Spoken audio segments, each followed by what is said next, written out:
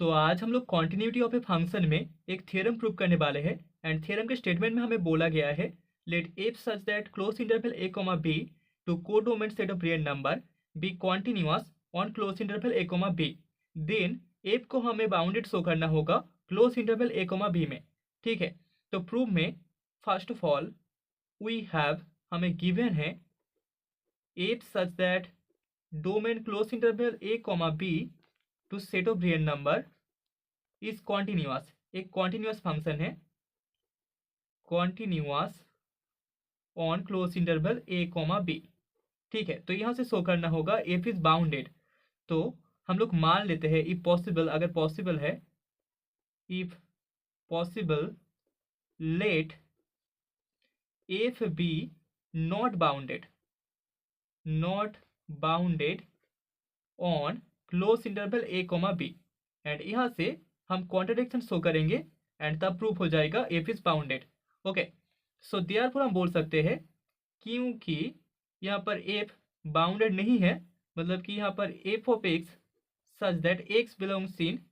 close interval ए comma b जो set होगा that is not a bounded set, that is not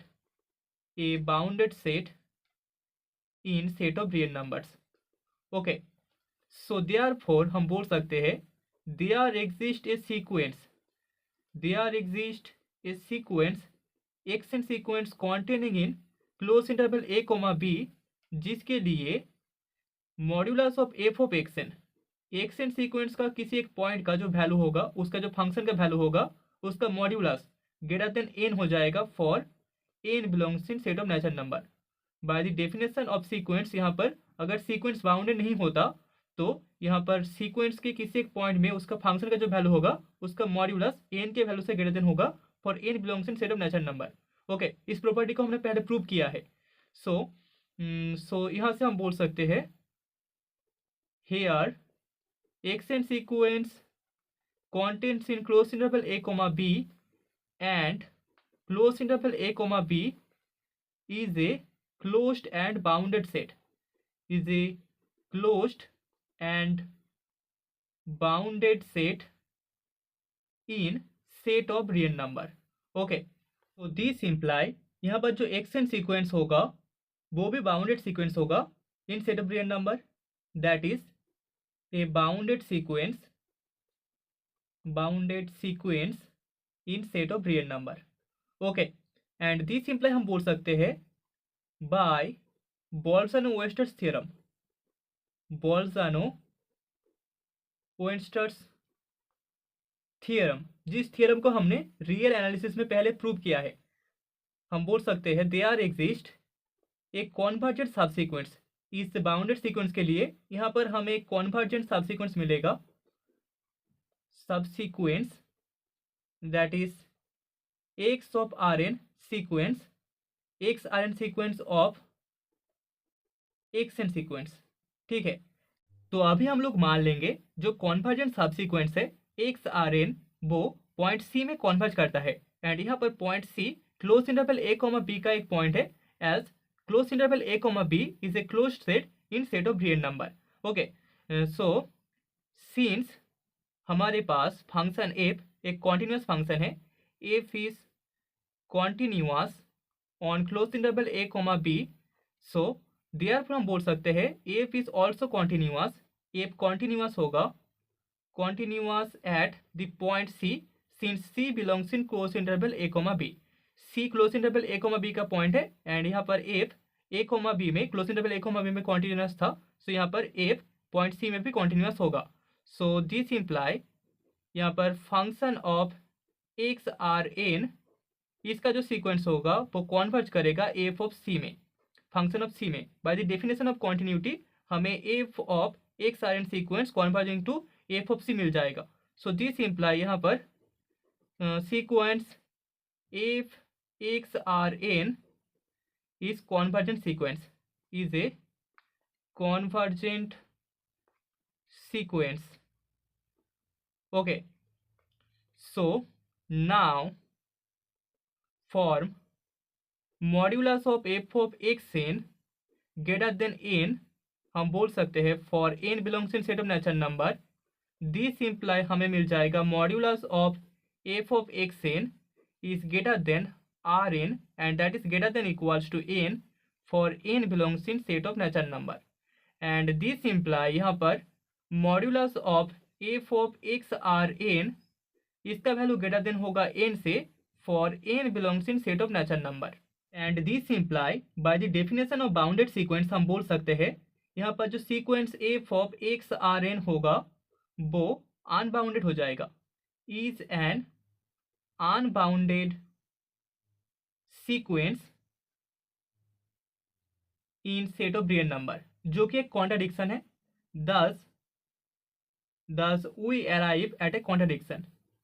हमने पहले ही मान लिया था यहाँ पर f of x are N sequence एक बाउंडेड सीक्वेंस होगा लेकिन यहाँ पर हमें एक अनबाउंडेड सीक्वेंस मिल रहा है so we arrived at a contradiction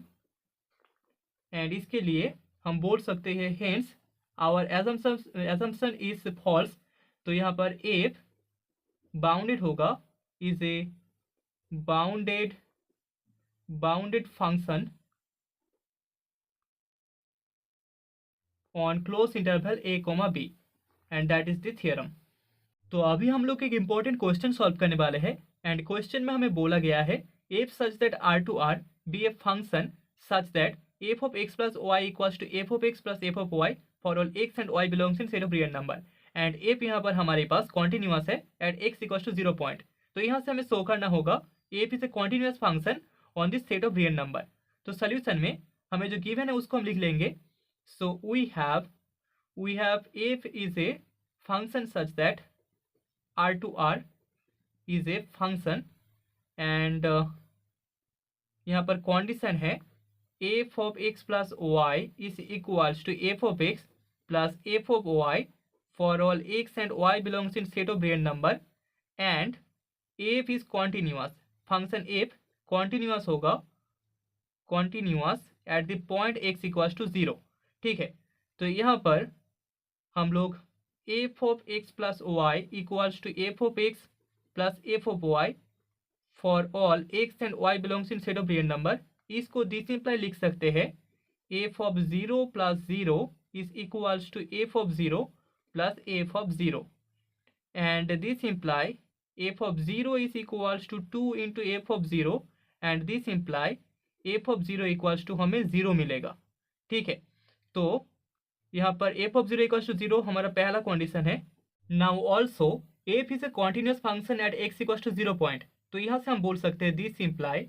limit x tending to 0 में एफ ऑफ एक्स का value equals to F of 0 होगा एंड दिस इम्प्लाई इसको हम लिमिट एच टेंडिंग टू 0 में लिख सकते हैं f of 0 plus h equals to F of 0 and this imply limit H tending to 0 F of H equals to हमें F of 0 मिलेगा and that is equals to by the first condition हमें 0 मिल जाएगा तो limit H tending to 0 में F of H equals to 0 हमारा second condition है now let अभी हम लोग मान लेते हैं C belongs in set of real number point C set of real number का एक एलिमेंट है so therefore limit x tending to C के लिए F of X equals to होगा F of X equals to limit H tending to 0 F of C plus H and that is equals to limit h tending to 0 f of c plus f of h and that is equals to limit h tending to 0 f of h plus यहाँ पर f of c जैसा का तैसा रह जाएगा so that is equals to limit h tending to 0 में f of h का value equals to 0 होता है तो यहाँ पर 0 प्लस f of c हमें मिलेगा and that is equals to होगा f of c तो यहाँ पर हमें c belongs in set of real number के लिए limit x tending to c f of x का value equals to f of c मिल रहा है मतलब कि यहाँ पर जो सीक्वेंस होगा f ऑफ x n वो कन्वर्ज करेगा f ऑफ c में ओके दैट इज यहाँ पर फंक्शन f कॉन्टिन्यूअस होगा f is continuous at c belongs in set of real number okay function f of x n converges to f of c तो यहाँ पर f continuous हो गया